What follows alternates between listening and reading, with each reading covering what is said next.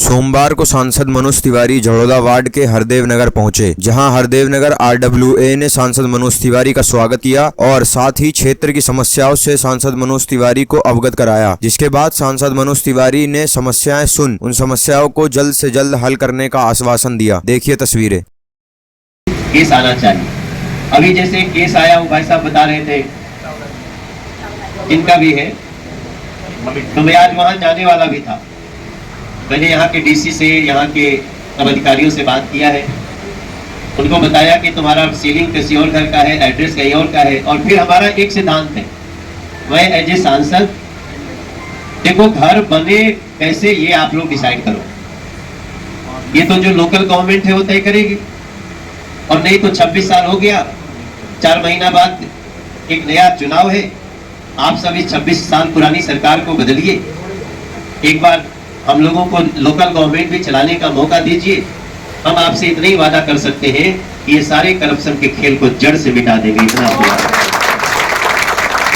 लेकिन हमारा दुर्भाग्य है कि हमारे मदन लाल खुराना जी एक बार मुख्यमंत्री थे, साहिब सिंह वर्मा जी उसी 5 साल में, लेकिन उसके बाद 98 से लेकर आज तक बीजेपी की सरकार नहीं है। आप सोचिए, जब हम लोग PM को बताते हैं कि यहाँ पीने वाले पानी की दिक्कत हो, हम लोग पूरे देश में 13 करोड़ घरों में घर में नल से जल भेजना शुरू कर दिया, वहां भेजना शुरू कर दिया जहां ट्रेन से पानी भेजना पड़ता था।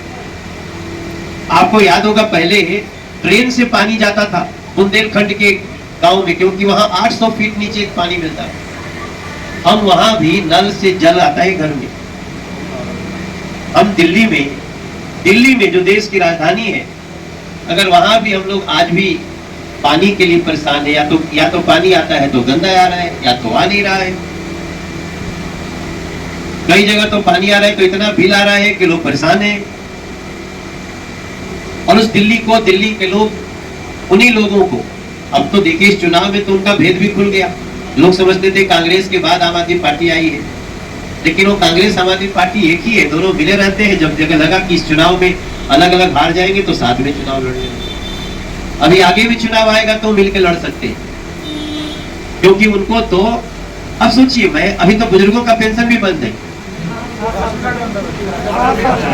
पिछले 10 साल में एक नया गरीब का राशन कार्ड नहीं बना भाई साहब। और बात आज भी सुनिए तो इतना गोल गोल घुमा देंगे कि आपको लगेगा भाजपा की गलती।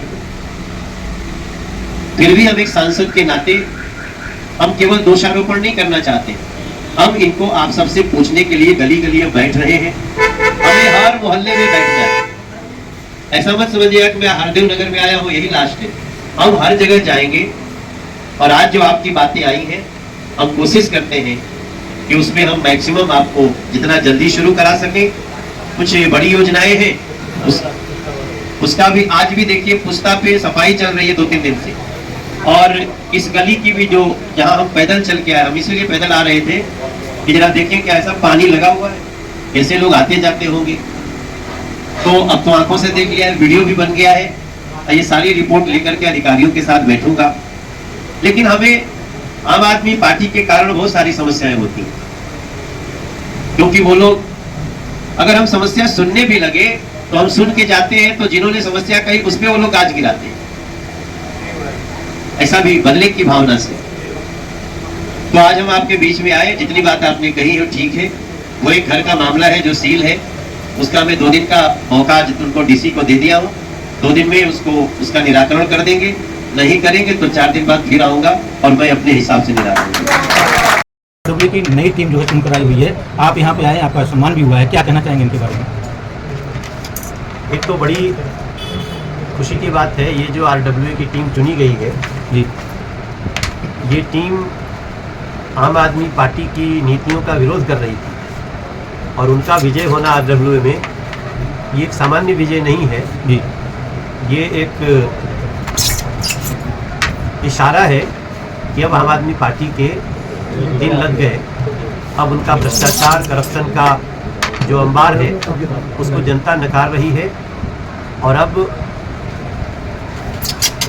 उन लोगों को चुन रही है जो सही मायने में उनकी समस्याओं को दूर करने का इच्छा शक्ति रखते हैं। सर यहाँ की तमाम समस्याएं भी आपके सामने आई होंगी। प्रमुख समस्या है ये जगह जो है वो पीएम उदय योजना में नहीं है, जिसकी वजह से इनका रजिस्ट्री नहीं हो पा रहा है, बिजली कनेक्शन नहीं लग पा रहे हैं।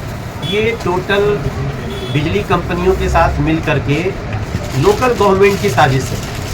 देखिए, लोग ये भी तो बता रहे हैं कि लोग 10-15 हज़ार रुपये दे के लगा दे रहे हैं, तब एनओसी कहाँ गया जी, तब कहाँ गई वो सारे नियम कानून जी। और जब हम यहाँ के लोगों को लेकर के वीसी के पास गए थे, तब भी वीसी महोदय ने कहा था कि हम जहाँ कॉलोनियाँ बनी हैं, बनी हुई कॉलोनियों में हम नहीं कोई रोक लगा रहे हैं, हम तो रोक लगा रहे हैं जो जमीन खाली है, जिसको हम लैंड पुलिंग के लिए आगे यूज करने वाले हैं, वहाँ के लिए एनओसी की आवश्यकता है जी। लेकिन इसके ऊपर तो कुछ खेल हो रहा है। अभी थोड़ा तो कड़ाई हुई तो कई लोगों का बनने लगा है, मीटर लगने लगा है, लेकिन ये टोटल लोकल गवर्नमेंट की बिजली कंपनियों के साथ साठगांठ है जी। और इसमें भी हमारी थोड़ी सी एक सर्वे हम लोग करा रहे थे कि कहाँ से इस तरह से इस कॉलोनियों में आया। मुझे लगता है बहुत जल्दी हम रिटेन में आदेश दे देंगे कि हमारा ऑर्डर सिर्फ खाली जमीनों के लिए है, न कि बनी हुई कॉलोनी। सर मनीष सिसोदिया जी जेल से छूट के आए, वो कह रहे हैं कि हमको झूठा बीजेपी ने फंसा दिया, क्या कहेंगे? बीजेपी ने झूठा फंसाया तो कोर्ट को क्या 17 महीने बाद समझ में आया? जी और क्या मनीष सिसोदिया बरी हो गए? जी मनीष सिसोदिया का बेल हुआ है। जी अब देखिए, बेल तो वैसा बुरा न माने, कोई पकेट मारो का भी हो जाता है। जी बेल तो बड़े बड़े जघन्य अपराध करने वाले लोगों को भी हो जाता है, जी लेकिन ऐसा तो है नहीं कि बेल होने वालों को सजा नहीं होती है। जी एक सबसे बड़ा उदाहरण देखिए लालू यादव जी का, वो तो बहुत लंबे समय तक बेल पे रहे लेकिन आजीवन कारावास हुआ, जी जेल टिल लास्ट डे। तो ऐसी स्थिति में आम आदमी पार्टी भ्रम किस बात का फैला रही है? वो क्या कहना चाहिए, सत्य की विजय कैसे हो गई? जी। उनके नेता अभी बेल पे हैं और बेल देना कोर्ट का काम है, बीजेपी का काम नहीं है। जी सांसद जी, सोबड़ा रोड पे एक जाम की बहुत बड़ी समस्या है, क्या कदम उठाएंगे आपकी तरफ से? अब देखिए, हम तो हमारा कदम तो ये होगा कि हम जल्दी से जल्दी जाम हटे, लेकिन आप देखिए सड़क जिसकी सरकार उसकी एमसीडी उसका, सीवर लग रहा है वो डिपार्टमेंट उसका। अब ये अकर्मण्यता है आम आदमी पार्टी सरकार की कि 2.5 साल से एक सड़क जाम चल रही है। 5 महीना और बचा हुआ है, जितना अत्याचार करना इन लोगों को कर लें, भारतीय जनता पार्टी को दिल्ली की जनता लाए और हम इन सारी समस्याओं से दिल्ली को मुक्त करें, ये हमारा। एक्सटॉर्शन मनी की बात करी गई है मकान बनाने को लेकर, कैसे देखते हैं? ये तो अत्यंत चिंता का विषय है और आज मैं इस मुद्दे पे एलजी महोदय से मीटिंग भी कर रहा हूँ। एक घर का एक एग्जाम्पल भी आया है, मैंने यहाँ के डीसी नए आए हैं राकेश जी, उनको मैंने आज बात करी, उन्होंने हमसे 2 दिन का समय मांगा है और हम कहते हैं कि जहाँ भी ऐसा एक्सटॉर्शन किसी के साथ मांगा जाता है वो उसी समय हमें बताए, हम उसकी लड़ाई किसी भी हद तक लड़ने को तैयार हैं। सर बुराड़ी के लिए क्या नया देंगे? तीसरी बार सांसद बने, बुराड़ी के लिए क्या सौगात है? अब देखिए, बुराड़ी को देने के लिए तो अपने पास मेट्रो के अलावा और क्या है? अब एक वो है सेंट्रल स्कूल है जो जमीन ऑलमोस्ट भर दी गई है, लेकिन बीच में एक साजिश करने लगे, सब उसी में कूड़ा डालने लगे। हमें जाकर के कहाँ से उसको रोकना पड़ा। अभी जाके देखिएगा 50 ट्रक कूड़ा डाल दिया उसने, फिर उसको जिन लोगों ने डाला उस पर कार्रवाई भी करवा रहे हैं। लेकिन वहाँ सेंट्रल स्कूल और ये मेट्रो चालू करने के साथ साथ अगली यात्रा हमारी 100 फुटे से मेट्रो ले जाने की है। 5 महीने बाद हमारी अगर सरकार बन गई तो फिर तो दिल्ली को 3 साल के अंदर बुराड़ी को किसी समस्या से 2-4 नहीं होने देंगे, किसी बड़ी समस्या से नहीं 2-4 होने देंगे। ये हमारा बीजेपी का। बुराड़ी में कमल खिलेगा या तीर चलेगी? जब चुनाव की बात आ रही है, बुराड़ी में कमल खिलेगा या तीर चलेगी? तीर और कमल दोनों एक ही है आजकल, नहीं होगा क्या? अच्छा अब वो समय का इंतजार। अब इसका निदान हो गया है। अभी जिसका भी मीटर न लग रहा हो और जिसके घर के नीचे मीटर हो, ऊपर न लग रहा हो, आप हमें बताइए, हम तुरंत उसका, हमने बात हो गई है, कर रहे हैं। और किसी भी रिहायशी कॉलोनी में डीडीए के एनओसी की कोई आवश्यकता नहीं है। आप देखिए, जब वो पैसा मिल जा रहा है तो लगा दे रहे, तो फिर कहा गया कानून?